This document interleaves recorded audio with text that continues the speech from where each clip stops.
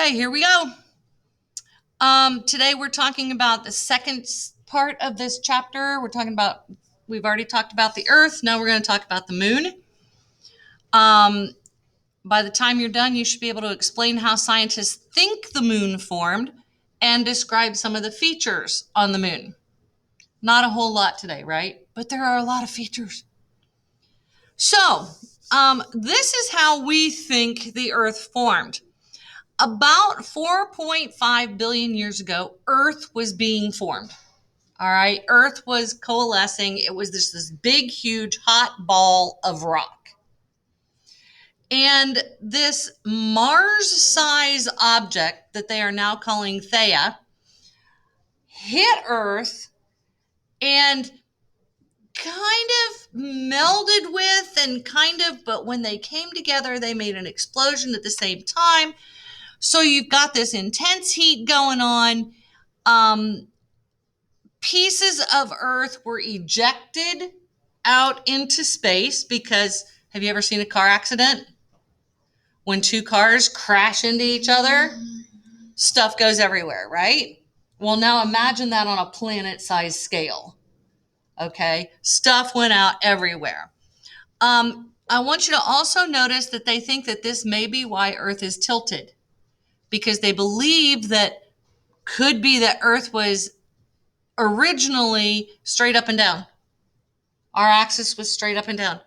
And then this collision happened and it kind of made us go, and kicked us sideways a little bit, tilted our axis, threw these big pieces of debris out into space around us. Remember, we still would have had a little bit of gravity because we were a big thing in space.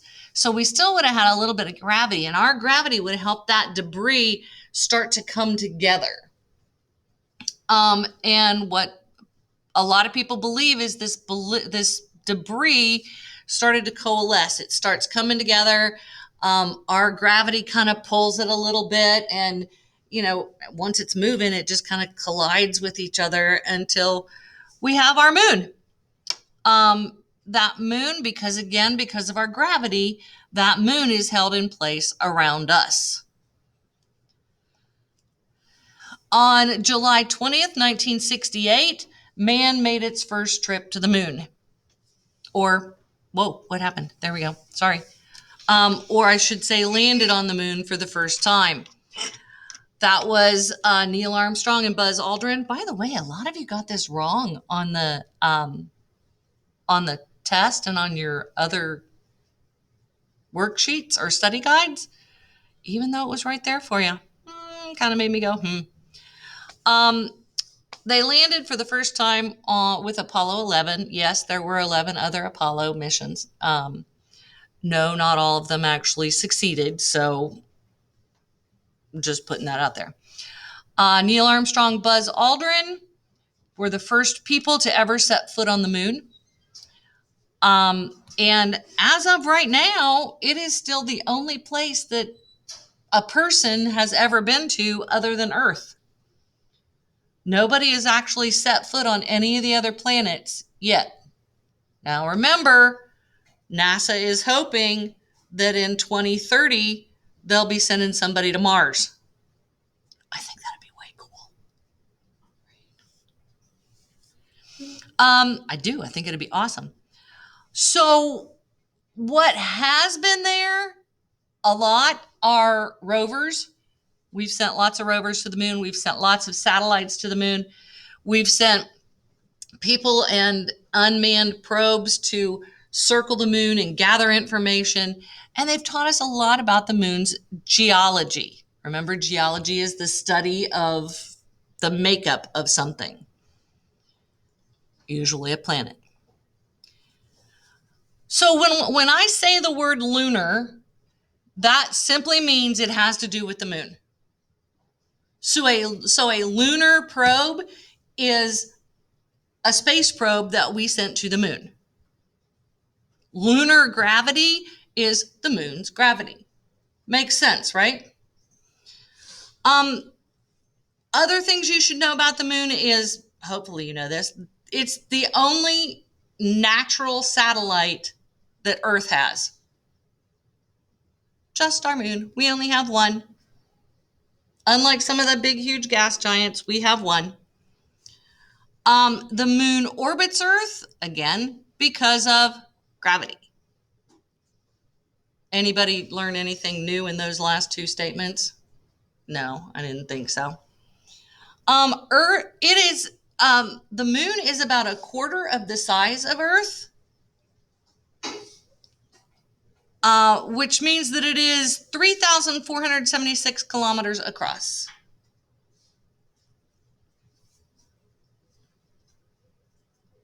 Are we good? Everybody got that? Here's the really weird and kind of cool thing. Lunar gravity is only 1/6 that of Earth, which means if somebody who weighs 180 pounds goes to the moon, and then they step on a scale on the moon, they're going to weigh 30 pounds. Great weight loss program, right? I'm just saying. How awesome would that be? I'd be okay with that. Except your mass is still going to be the same. So you're still going to look exactly the same. You're just going to weigh 1/6 of what you do right now. It takes the moon 27.3 days to orbit our planet. 27.3 days to go around Earth. Now here's the weird part. It also takes it 27.3 days to spin one complete time on its axis. Which is why we only ever see one side of the moon. We never see. There's a light side and there's a dark side. We never see the dark side.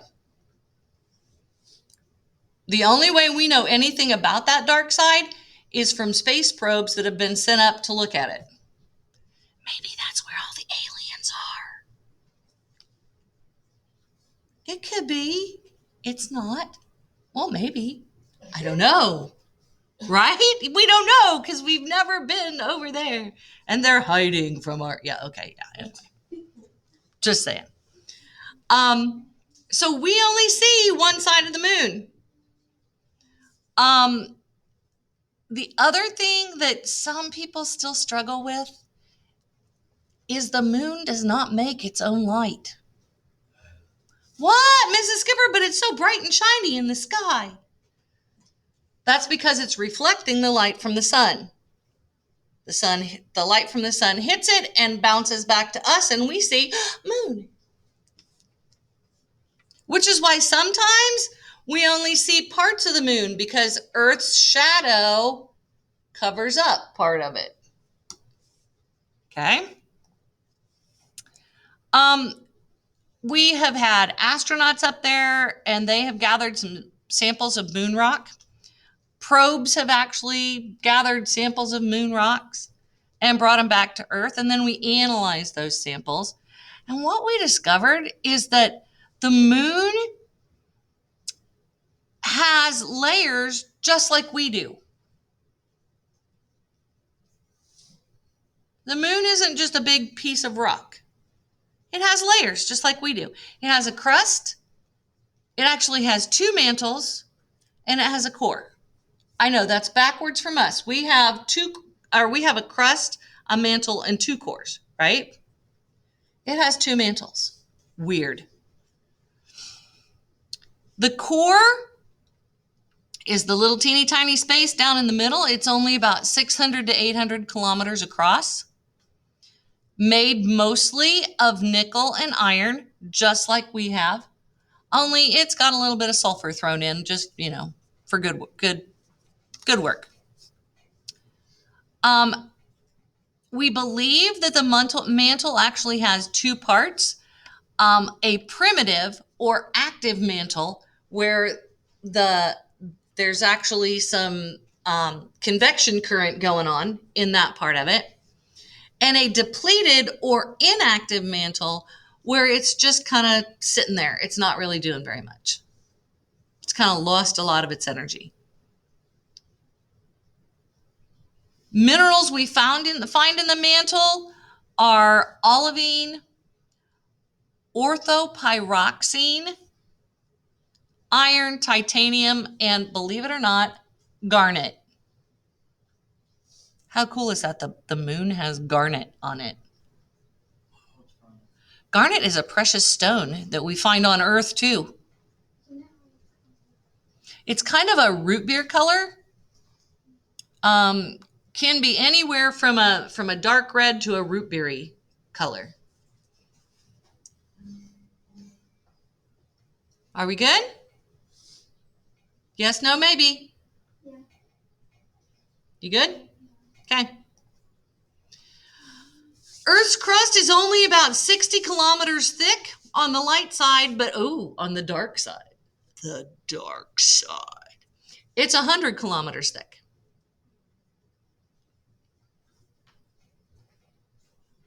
If you remember from your video that you should have watched, hopefully you watched, about the moon, we believe that part of that, when it was still forming, a lot of, when Earth had that impact, a lot of stuff was blown away. And so the front side would have less crust and the crust would build up more on the far side. It's like if you, okay, have you ever played with your, I'm sure you've never done this. You ever played with your milk or your drink or your, water, and you've taken a straw and you've kind of blown across it, right? Or you've dragged something across it. It starts out, the ripple kind of starts out little and then spreads out as it goes. Okay? That's kind of what happened with the moon. Stuff started to coalesce in a small part, and then it kind of coalesced bigger on the outside, on the far side. Okay? Composition of the crust is much the same as our composition of our crust here on Earth. It's oxygen, silicon, magnesium, and aluminum. A lot of the same thing we have on our crust here. On the light side of the moon, which is the side that always faces us, there's a thinner crust. It has a lot more flat areas. And the flat areas are called Marias. I know it looks like Maria, but it is pronounced Maria. Okay? It is areas of basaltic rock. Remember, basaltic rock is that dark, dark rock that we have that a lot of times comes from our volcanoes. Well, guess what? It looks like it probably came from volcanoes there too. It looks like the Maria were probably formed when something broke through the crust of a meteorite or something, broke through the crust and let the lava from the mantle out and smoothed out the surface. Dark side is always on the other side. It's always away from us. It has thicker crust. It has lots more craters. Because that crust is thicker, it wasn't able to break through. So instead of having those nice smooth Maria, it has Terrea or highlands, and they're big old craters everywhere. We know that the moon has no atmosphere. And because of that, temperatures on the moon are ridiculous. They go from 225 degrees Fahrenheit in the daytime to negative 243 degrees Fahrenheit at nighttime. I don't like cold weather. I'm not sure I'd like that hot of weather either. Kind of a fair weather girl. Now, here's the really kind of cool and creepy part all at the same time. If you go deep down inside the craters, there are some really, really deep ones. If you go way deep down inside those that are there at the southern basin down here, like this one, it is colder than anywhere in our solar system. it gets down to negative 397 degrees Fahrenheit. Colder than anywhere else in our solar system as far as we know. Crazy. That close to the sun, and it still gets that cold.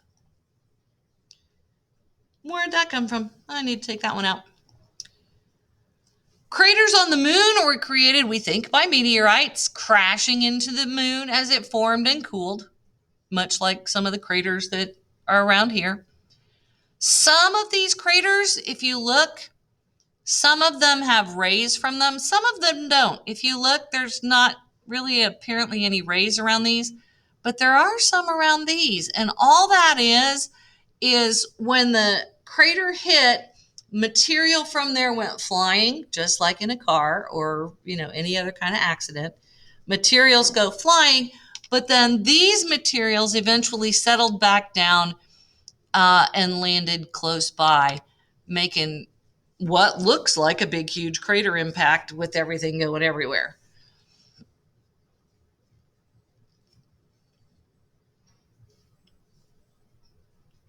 Are you good?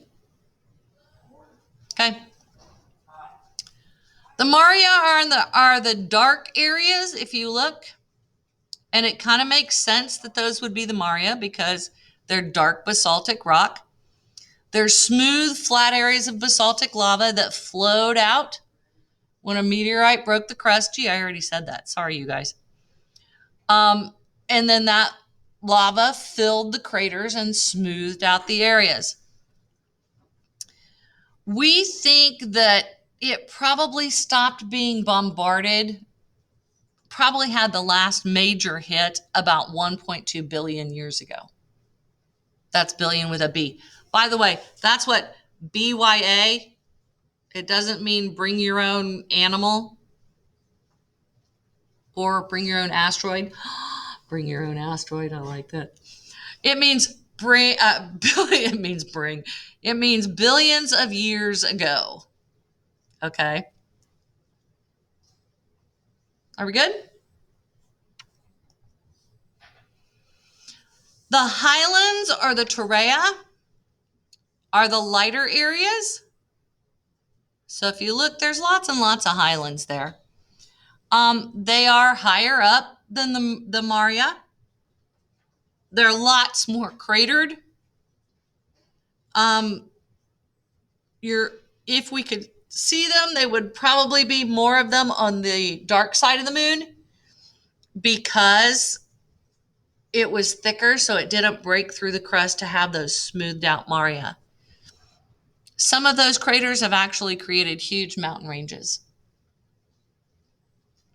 You don't think about mountain ranges on the moon because it's far away and we don't see them very well.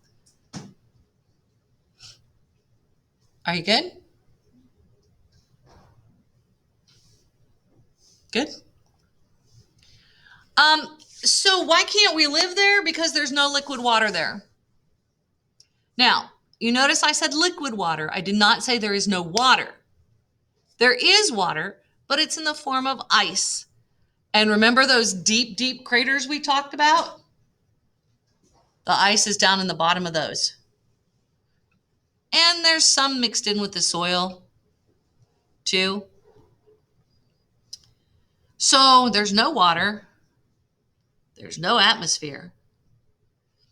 There's those ridiculous temperature ranges between, 225 and negative 243, unless you're deep down in the crater, and then it's negative 390 something. That makes life really, really difficult. So as of right now, we have not found any life on the moon. And we're not really totally surprised by that. Because life as we know it needs liquid water.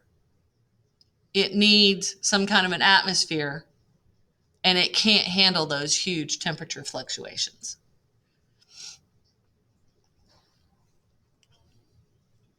Here's the kind of weird and cool thing all at the same time.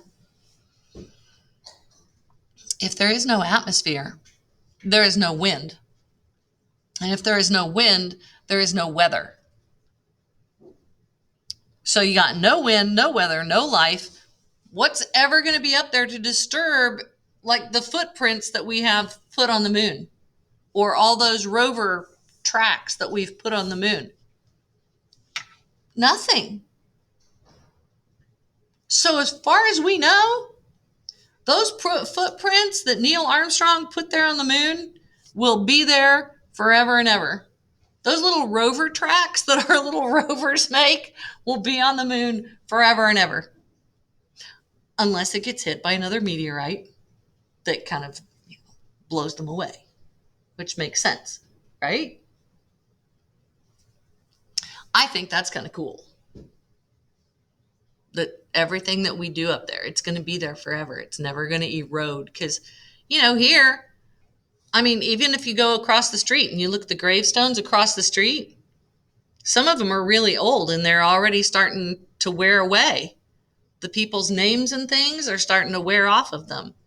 Go to some of the older graveyards and it happens, and sometimes they get buried, and that will never happen with these footprints. They will just be there forever and ever. Unless a meteorite hits it. Questions about today? Okay, hold that thought. Let me stop the recording.